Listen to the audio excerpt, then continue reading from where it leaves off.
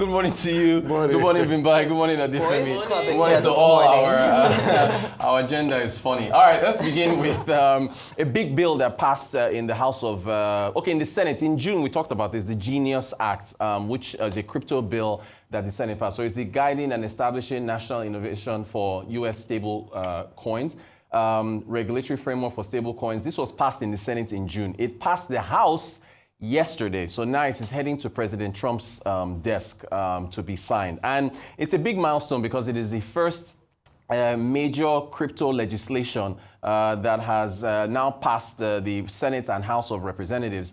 And it is supposed to make, oversight for coins. Now, there's another piece of legislation that is making its way through the House, which is the Clarity Act. Now, the Clarity Act, they have to break these bills up into pieces. It's supposed to weaken the oversight of crypto from the Securities and Exchange Commission and move it to the Commodity Futures Trading Commission. And the crypto industry wants this. We have a quote from the U.S. policy legal representative from Coinbase, which was under the Biden administration. They were sued. They were investigated by the SEC. So Kara Calvert is the head of U.S. policy. She says the Clarity Act has been absolutely the most important thing we've been pushing for, which is obvious because the crypto folks want less regulation. Maxine Waters, who is on the Senate Finance, a representative on the Financial Services Committee, said this is a vote to give Trump the pen to write the rules that will put more money in his family's pockets. And we all know how much Trump has made personally from his own meme coin that he has issued. But still, stable coins, remember when we first talked about this, they essentially will disrupt the financial industry because someone can just send you stable coins, you turn it to dollars, and you get your money. Now, the bill was almost derailed because there were a bunch of Republicans who wanted certain things put in place. So one of those things they wanted put in place is that they don't want the Federal Reserve to have a CBDC, which is a central bank digital currency. Marjorie Taylor Greene of Georgia says the number one thing that is not happening today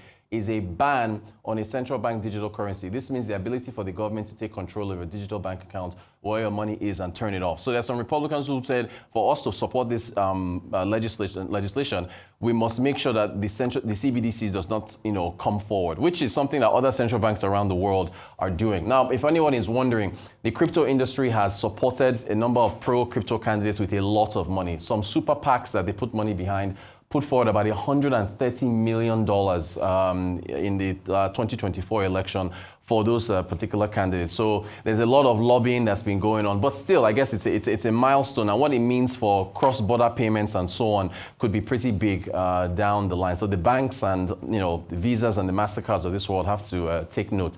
Moving forward, some more tech news. Netflix released their earnings yesterday. Revenue coming in at $11 billion, beating analyst estimates of about 0.06 billion is what analysts were expecting. Earnings per share also beat estimates. Net income coming in at $3 billion. Netflix has stopped putting forward its subscriber numbers. It stopped that in the first quarter of this year. But as of end of 2024, it's about 301 million. They're moving into live sports. They've got another season of Stranger Things coming up. Squid Games has been pretty successful. So, and the stock, I think, is up about 40% year to date. COVID was when Netflix, really took off like Zoom. In the Robotaxi field, Uber is partnering with Lucid and another company called Neuro in order to release about 20,000 Robotaxis by, I think, 2026 or so. And they are essentially, competing with Waymo and also competing with Tesla's Robotaxis as well. $300 million is what they've invested in Lucid, and it's a 6-year deal. This is where the world is going as far as the West. Yeah, these robo-taxis. So it's going to be a pretty interesting competitive field there. All right, this next story is a tech story, but it's also an infidelity story. Let me set it up for you. This is Andy Byron. He's the CEO of Astronomer. Astronomer is it's a startup. In fact, they're a unicorn. They've got a $1 billion valuation. You can see Apache Airflow there. Apache Airflow is a platform that supports something called Astro. Astro is a data ops tool. Basically, it pulls data for companies and lines it up for you. For example, if we wanted to use it here at Arise News, Astro would be able to do something like how many ads were played on the morning show on Tuesday morning. You can set it up to where it pulls specific data for you. You can like look at you can how many YouTube viewers did a morning show have at 10 a.m. on Monday morning, right? So it'll do that automatically for you. So it's a really cool tool, very, very popular. So that's the tech side of it. The infidelity side is that Mr. Byron was caught. Yeah, that's him with his head of human resources. Have you ever seen a CEO hug your head of human resources like this? Let me explain this. There's something called a kiss cam. And in America, if you're attending a sports game, an NBA game, NFL game, it's now a music concert, the kiss cam during breaks will zoom in on a couple, or what the camera assumes is a couple based on how they're interacting, and they're supposed to kiss on camera, and then everybody starts cheering. So the camera just zoomed in on him at a Coldplay concert. Him and his head of human resources embraced like that. I'm setting this up for you. You're going to see the video. He jumped out of the frame. She turned her back. And I think the announcer, who I think was the lead singer for Coldplay, said either they're having an affair or they are very shy. It went viral everywhere. Here's the video. Come on, you're okay? Oh, what? Either they're having an affair or they're just very shy. I've got a question. Come on, you're okay? Oh, what? Either they're having an affair or they're just very shy. So yeah, I mean, apparently his wife deactivated all her social media accounts. It went viral everywhere. He put out a statement, and in the statement, in the first paragraph, he apologized to his wife and his family. And then in the second paragraph, he now said that a private moment was now made public, and why can you did it to yourself, So yeah, it's everywhere. Anyway, to round off with Nigeria, the news that we took yesterday on those 300 the Otedola shares, this day has corrected that it was actually a trust for the federal government that actually purchased those shares. So it's for the federal government, not Mr. Femi Otedola. Still, his 15% stake, he still has the controlling shares at First Bank. And then Rufai, you started again with your subsidies. That Punch headline.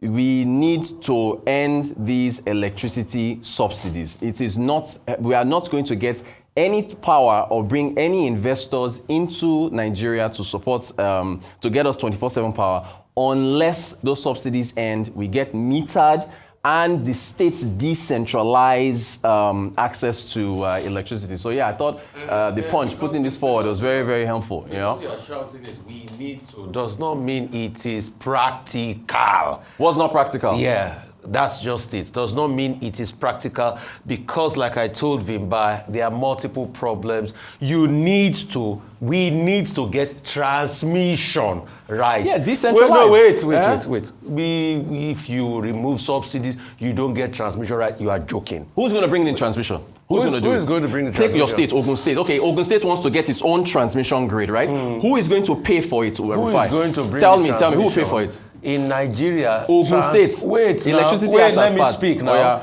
In Nigeria, transmission is deemed as a national security issue, so the government has access over it and takes control of it. That's why they didn't privatize Transmission Company of Nigeria. The Electricity Act of 2023. So that's just you didn't answer we're avoiding it because you know the answer. No, it's not the answer. Okay, you wait. Let me speak. Oh, yeah, go ahead. The Electricity Act of 2023 decentralizes generation, transmission, and distribution. Wait. Let me finish. In practical terms. The Electricity Regulatory Commission, NERC, has now transferred the oversight powers of the power value chain to Enugu State, I think Lagos.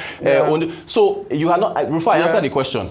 If Ogun State wants to get, Lagos State has put out a tender offer now to get investors to come in. To put here. So if Ogun State says we need, I don't know, $2 billion to set up a transmission grid in Ogun, Rufai, who will pay for it? Answer the question. Just tell me who will pay for it. Number one, investors will pay for it. That's the answer you want to get. Which investors? No, investors that will come into the free. No, investors that will come into. And how will those investors make their money back? Hang on a minute. Wait. How would the investors? Let me finish. How would you let me finish? Okay, but answer the question. Your argument gets tacky because you don't let me finish. Okay, go ahead. Just let me finish. Go ahead. All right.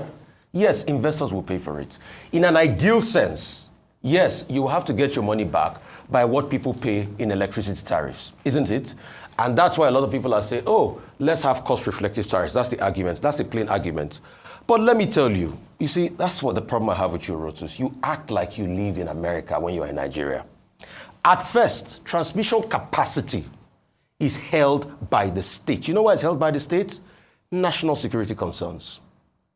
That's why when we had our dance with Manitoba Hydro, it never went anywhere. The government still took control of it.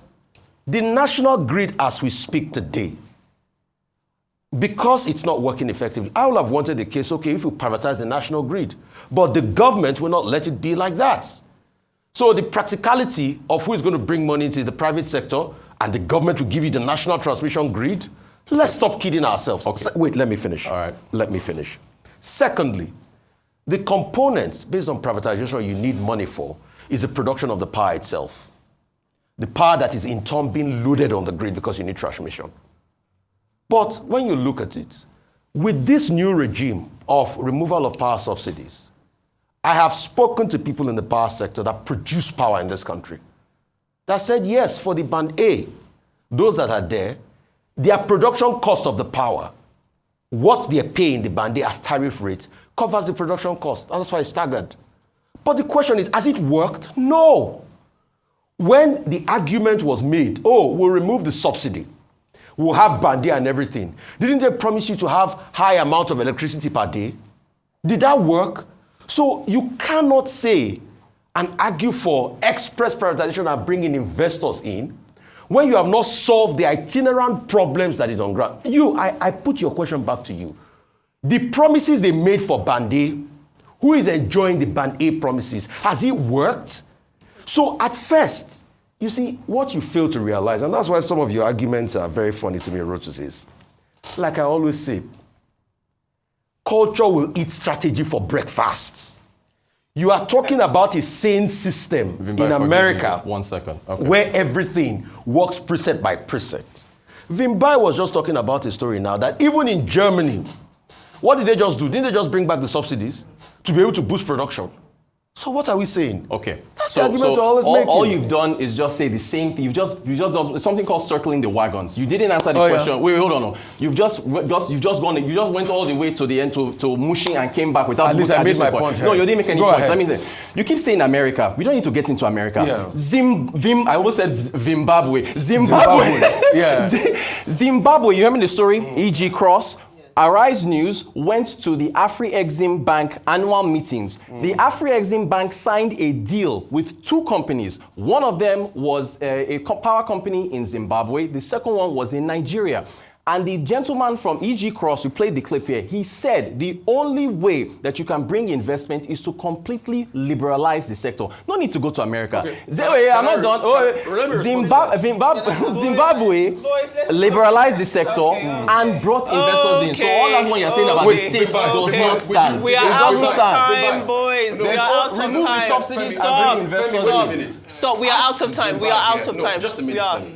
Ask Vimbai here. Because he brought that story. Did he work? Did he provide the power you people needed? Maybe you answered him now. So what's your argument? So we should stay in darkness. You make funny arguments. That's the problem. To summarize, because we're going to go to break now. But to summarize, ultimately, I think energy security is about accessibility, number one, and affordability. So somewhere in between all of this that you have all said, I hope therein a solution lies. Nothing personal, just pursuing the superior argument.